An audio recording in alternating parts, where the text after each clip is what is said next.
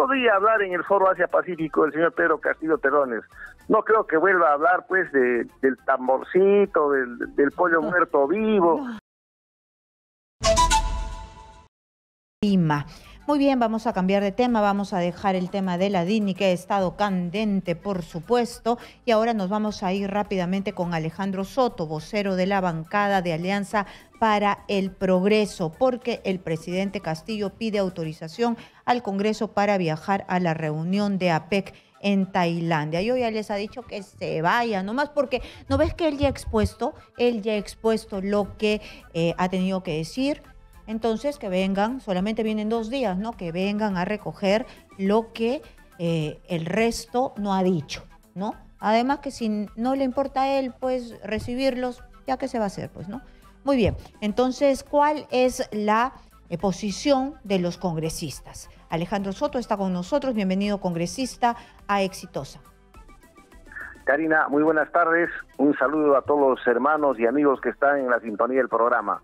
A tus órdenes. Muchas gracias por estar aquí en Exitosa. Por favor, congresista, ¿cuál es la posición del Congreso, o al menos de su bancada, sobre esta autorización que ha pedido el presidente de la República para viajar hasta Bangkok, en Tailandia? Justo se le cruza, pues no, se le cruza con la visita de los cancilleres de esta comisión de alto nivel de la OEA. Muy bien. Primero hay que dejar en claro que el artículo 102, numeral 9 de la Constitución Política del Estado señala como una facultad exclusiva y excluyente la potestad del Congreso de la República para autorizar o no la salida del presidente fuera del país. De tal suerte que el Congreso de la República no es una mesa de partes donde el Ejecutivo presenta una solicitud y en forma automática se aprueba, no. Eso tiene que quedar claramente demostrado en el sentido de que presenta la petición de autorización de salida del país, pero es el Pleno en que, de acuerdo a la Constitución Política del Estado, tiene que debatir la motivación, la causa por la cual sí se le autoriza o no se le autoriza salir del país.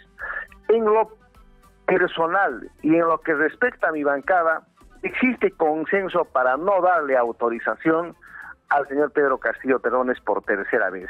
Y eso obedece primero porque es una facultad exclusiva y excluyente del Congreso, y lo segundo es porque este señor es el que ha solicitado la presencia de la misión de la OEA, y creo que por respeto al país, a la misión y a las distintas instituciones que tienen que ver con el quehacer nacional, él tendría que estar presente para que de repente en algún momento podamos confrontar posiciones y demostrar que lo que se ha dicho en la carta que él ha enviado es completamente falso. Nosotros no somos un Congreso. ¿Pero usted cree en realidad que se va a poder confrontar posiciones? La OEA viene apenas 48 horas.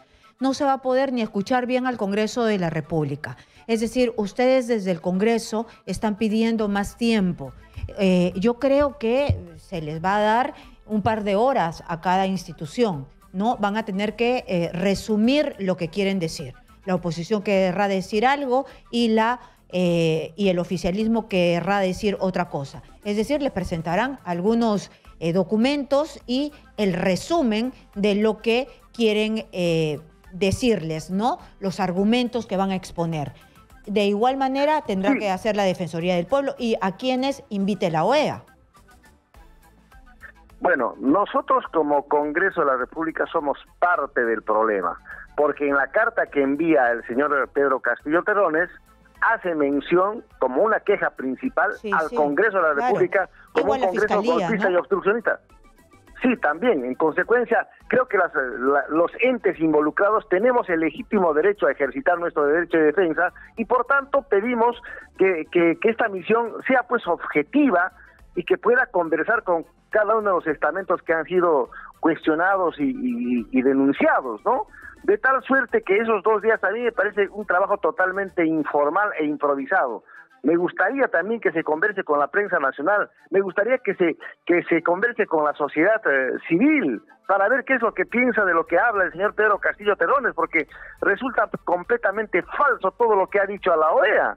En consecuencia, nosotros exigimos que esta misión converse no solo con la mesa directiva del Congreso, sino con cada una de las bancadas para que nosotros podamos exponer las razones que motivan una u otra decisión dentro de las facultades que la Constitución nos permite. Recordemos que también hubo un relator de la OEA que vino a revisar el tema de la prensa hace poco y no se llevó la mejor impresión de la prensa frente a Pedro Castillo, ¿no? Es decir, no se llevó la mejor impresión de Pedro Castillo en el trato que tiene con la libertad de expresión. También no estamos recientemente con un informe de la Sociedad Interamericana de Prensa que lo ha expuesto como enemigo de la libertad de expresión. Entonces ya eso va marcando la pauta, yo creo, para más de lo que podamos hablar nosotros,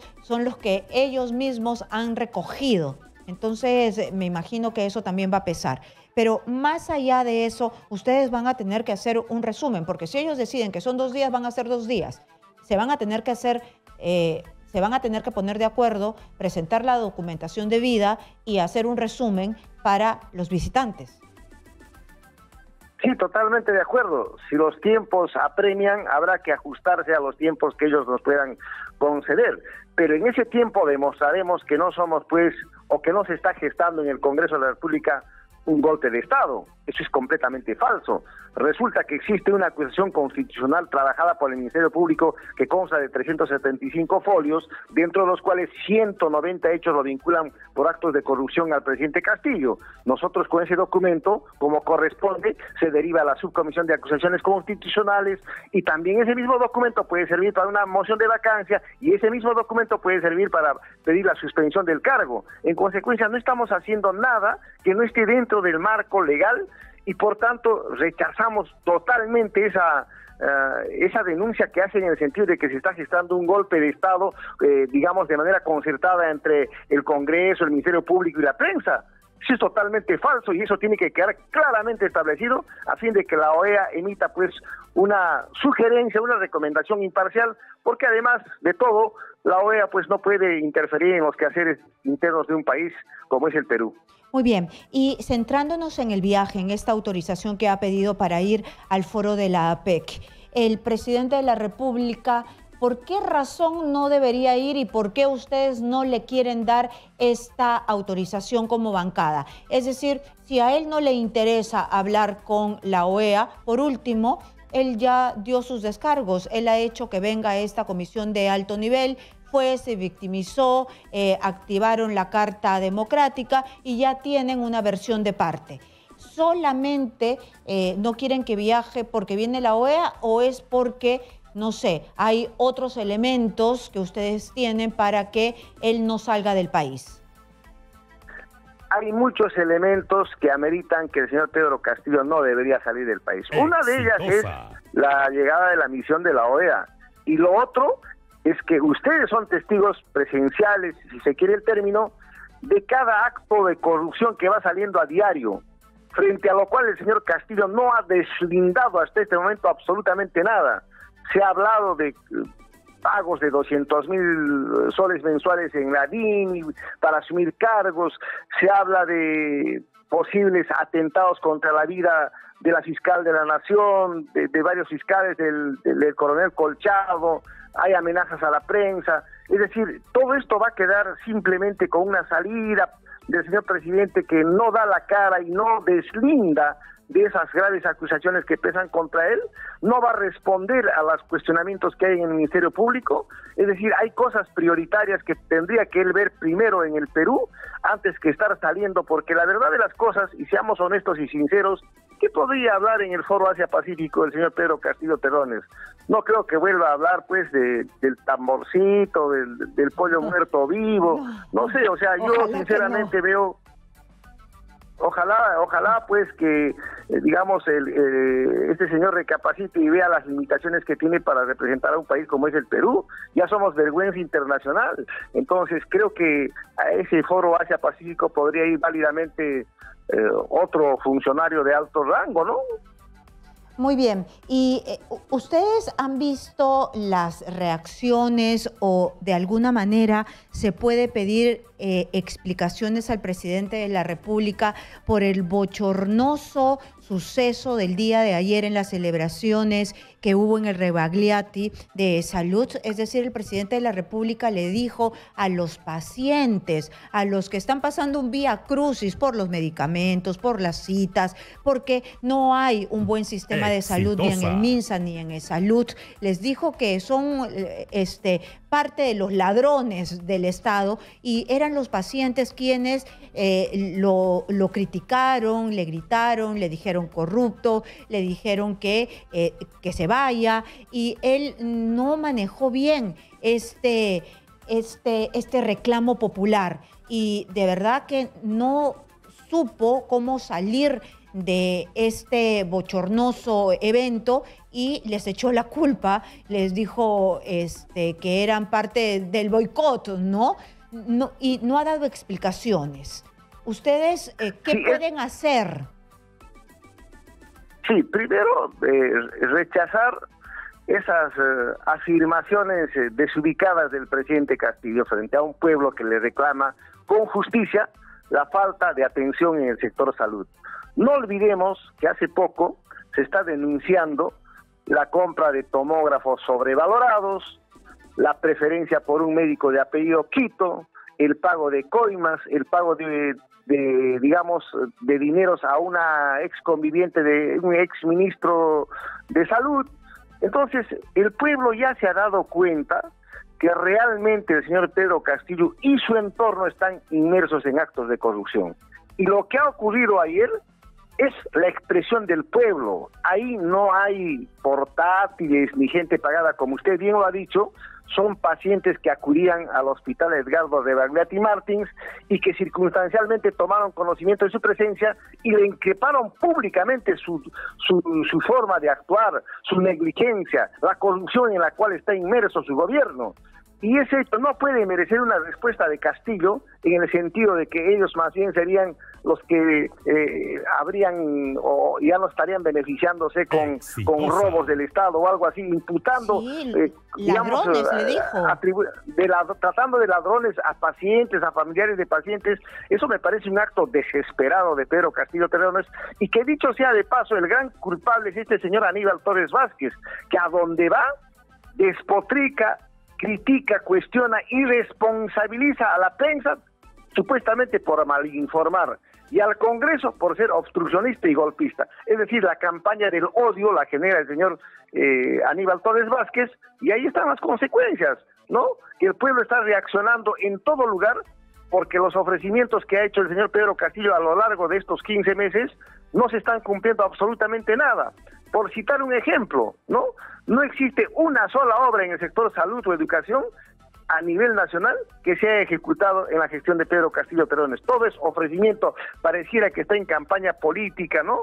Y eso ya tiene que concluir, tiene que llegar a su fin, sea por la vía de una acusación constitucional, sea por la vía de una vacancia o sea por la suspensión, pero algo tiene que suceder en beneficio del país. Y si tenemos que irnos los congresistas junto con el presidente de la República, de nuestra parte ningún problema, con tal de darle una salida pacífica y constitucional al país.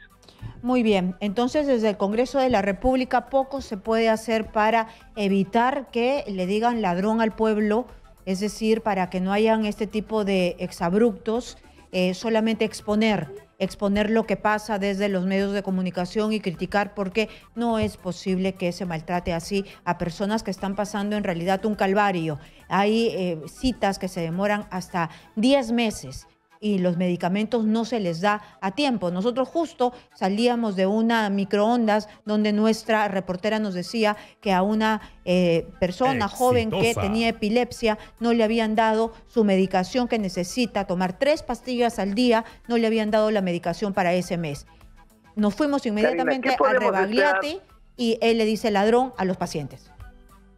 Karina, ¿qué podemos esperar de un presidente que presenta un cheque en la puerta del Palacio de Gobierno por más de 4.000 millones de soles para destinar a los niños con cáncer, y que en el fondo ese dinero no existe, nunca ha existido, y ha sido un acto populista.